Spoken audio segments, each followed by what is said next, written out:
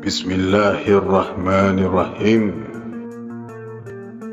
Assalamualaikum warahmatullahi wabarakatuh dan juga salam sejahtera. Diucapkan terima kasih kepada anda kerana sudi lagi mengintai-intai ke dalam channel ini.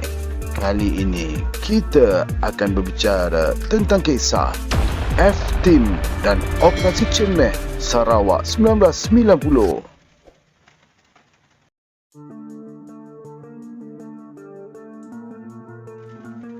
Mungkin ramai antara kita yang beranggapan bahawa komunis Durjana itu berjaya dihapuskan sekitar tahun 1970-an setelah gerak gempur berhabis-habisan yang dilakukan oleh anggota keselamatan kita. Untuk konteks Sarawak, walaupun perjanjian damai Sri Aman berjaya ditandatangani oleh Bong Ki Chok dan Kerajaan Negeri Sarawak pada tahun 1972, sebenarnya komunis itu masih ada, cuma ianya lebih kepada gerakan bawah tanah. Pemangkin kepada tiadanya pengaruh komunis menular di seluruh Malaysia adalah apabila termaktubnya Perjanjian Damai Hat Yai yang ditandatangani pada tanggal 2 hari bulan Disember 1989 di Hotel Lee Garden, Hat Yai, Selatan Thailand. Perjanjian penuh bersejarah itu ditandatangani di antara Kerajaan Malaysia dan Parti Komunis Malaya serta Thailand pada masa itu. Bertitik tolak daripada perjanjian ini juga menyaksikan segala bentuk aktiviti komunisme di seluruh Malaysia dan tidak terkecuali Sarawak harus dihentikan serta-merta. Dan apabila kita berbicara mengenai kegiatan komunisme di Sarawak selepas Bong Ki Chok menyerahkan diri, suatu waktu dahulu muncul pula seorang lagi ketua komunis yang bernama Chu Ting. Sebenarnya, Chu Ting di ketika era Bong Ki Chok yang menjadi ketua Paraku, beliau merupakan orang kanan pada masa itu. Mungkin kerana beliau masih lagi mempunyai semangat yang kuat kepada kefahaman komunisme pada masa itu, dikatakan 3 tahun selepas perjanjian damai Sri Aman ditandatangani, menyebabkan beliau kembali ke hutan Sarawak. Kembali ke hutan bukan bermakna Chu Ting diam begitu sahaja. Sebaliknya, dengan segala informasi sewaktu beliau bebas di Sarawak menjadikan beliau semakin kuat pula. Ini kerana menurut ceritanya, Chu Ting bersama-sama dengan pengikutnya yang baharu telah menggunakan kaedah memeras ugut tauke-tauke balak yang beroperasi di hutan-hutan Miri, Kanuwit dan kawasan sekitarnya. Begitulah cara mereka mencari dana kerana kita mengetahui sudah tentu tauke-tauke balak tidak mahu kegiatan pembalakan mereka diganggu oleh orang-orang Chu Ting pada masa itu. Bertindak daripada laporan yang disediakan oleh cawangan khas PDRM Sarawak, makanya Kerajaan Malaysia telah mengarahkan agar PDRM Bukit Aman untuk menghantar satu pasukan yang paling berpengalaman di dalam dunia risikan kepolisan ke Sarawak. Dan operasi yang dijalankan di Sarawak ini dinamakan dengan Ops Cemeh atau Ops Paraku 2 1990. Pasukan elit PDRM yang dihantar pula dikenali dengan nama pasukan F ataupun F-Team. Ianya bukanlah unit kepolisian yang calang-calang, malah keanggotaan mereka sahaja cukup dirahsiakan kerana bidang tugas mereka yang begitu istimewa. Difahamkan keanggotaan F-Team adalah terdiri tidak kurang daripada 50 orang sahaja dan mereka yang terpilih adalah dari pelbagai kaum yang ada di Malaysia. Mereka juga adalah pakar di dalam gerak gempur di hutan seperti ada sebahagiannya yang dipilih dari polis hutan, anggota tentera yang sudah bersetara yang kemudiannya diambil secara kontrak berkala, malah turut dilaporkan ada juga yang merupakan mantan komunis yang sebenarnya sudah kembali ke pangkat jalan namun menjadi mata dan telinga anggota keselamatan. Dan sumbangan F-Team sudah pun terserlah kehebatan sejak dari tahun 1948 sehinggalah terakhir sekali 1989 suatu waktu dahulu. Turut dikatakan bahawa F-Team juga sewaktu melakukan sebarang operasi tidak akan disediakan sebarang bekalan dan mereka harus membeli sendiri sebarang ration untuk kegunaan mereka. Dan sekiranya bekalan kehabisan sewaktu di hutan, makanya mereka harus keluar atau mencari sendiri untuk survival tanpa ada bantuan daripada mana-mana pihak. Boleh dikatakan unit F-Team ini adalah antara pasukan elit PDRM yang langsung tidak dikenali oleh mana-mana anggota keselamatan dan hanya ketua mereka sahaja yang mengetahui mereka siapa.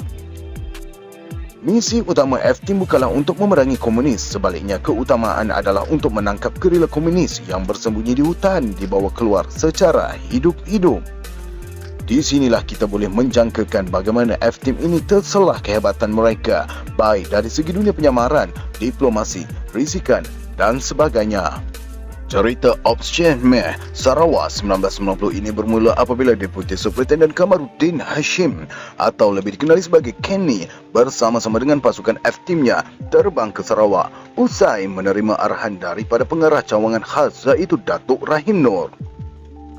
Setibanya di Kuching, mereka bergabung tenaga dengan unit cawangan khas Sarawak yang terlebih dahulu membuat hubungan dengan cuting di hutan Kanowit. Dikatakan unit cawangan khas Sarawak telah cuba berunding dengan cuting secara aman jauh sebelum kedatangan unit F-Team ke Sarawak. Namun cuting sebagai ketua kumpulan pada masa itu tidak bersetuju dengan beberapa syarat yang dikenakan sehingga rundingan itu hanya tinggal rundingan tanpa ada keputusan akhir. Usai menerima taklimat, Kenny bersama-sama dengan seorang detektif cawangan khas Sarawak yang fasih berbahasa Cina telah menaiki kapal terbang ke Sibu. Dari Sibu, mereka berdua telah menaiki pacuan 4 roda menempuhi perjalanan jauh sehinggalah ke Pekan Kanowit. Dari Kanowit pula, menumpang kenderaan lori balak yang mana jauh perjalanannya adalah kira-kira 5 jam sebelum ditinggalkan di suatu lokasi di tepi hutan. Walau hanya berdua, namun bukanlah menjadi kegentaran bagi Kenny dari unit F-Team. Setelah menunggu hampir 3 jam barulah ada kelibat seorang lelaki yang berpakaian seragam hijau memunculkan diri di sebalik hutan Kanowit pada masa itu. Lelaki itu diceritakan lengkap dengan senjata dan membawa mereka berjalan darat menyelusuri denai-denai hutan sehinggalah jauh ke dalam hutan Kanowit. Sebenarnya, jauh sebelum Kenny dan detektif cawangan khas menjejakkan kaki ke Sibu, seorang lagi pegawai F-Team iaitu Inspektor Zahaliman bersama-sama anggota F-Team yang lain telah diterbangkan ke Miri dan terus memasuki hutan di Baram. Ini kerana dikatakan pasukan komunis cuting ramai di hutan Baram pada masa itu. Jadi, Inspektor Zahaliman hanya menunggu arahan daripada Kenny di Kanowit untuk memungkinkan segalanya membawa keluar anggota komunis cuting dari hutan Baram pada masa itu. Berbalik kepada proses diplomasi Ops Chen Meh, bermula sekitar jam 7.30 malam iaitu apabila Kenny dan detektif tiba di kem komunis cuting di Kanowit.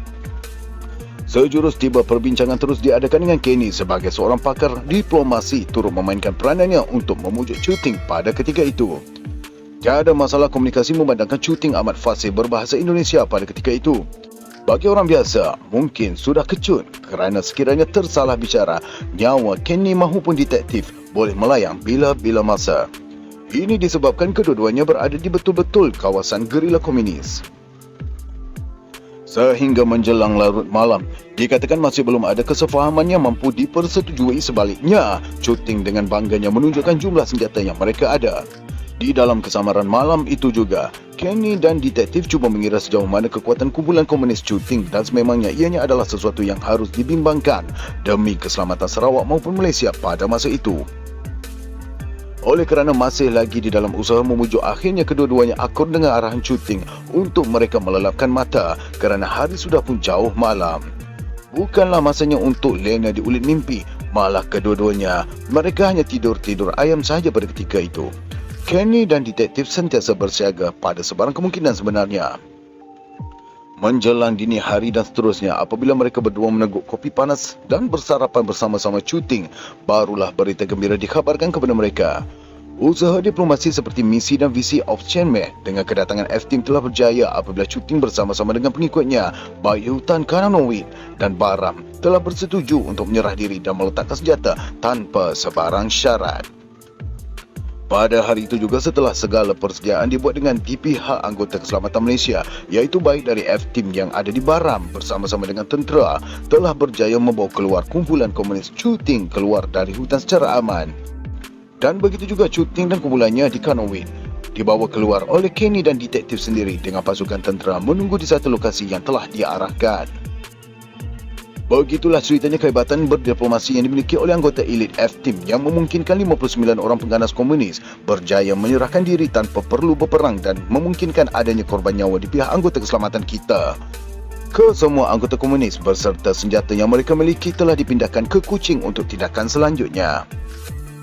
Satu perjanjian damai antara Cuting dan Kerajaan Malaysia pada 17 Oktober 1990 menjadi saksi kejayaan Ops Chiang Mai, Sarawak 1990. Sekaligus ianya juga menjadi pemangkin kepada tamatnya era pengganas komunis di Malaysia, AMNIA dan Sarawak khususnya. Cerita sejarah mengenai operasi terakhir ini sudah tentu tiada siapa yang begitu mengetahuinya kerana tidak diwar-warkan. Hargailah apa yang kita miliki sekarang kerana ramai perwira yang tidak didendam meletakkan nyawa mereka di tangan musuh semata-mata untuk kita mengecapi keamanan seperti sekarang. Bukan senang membina sebuah negara. Terima kasih kepada anda semua kerana sudah mendengar dari mula sehingga habis. Sekiranya channel ini bermanfaat, sila-silakanlah untuk di-share dan di-subscribekan ya. Kita bertemu lagi di video episod seterusnya insya-Allah. Assalamualaikum dan terima kasih.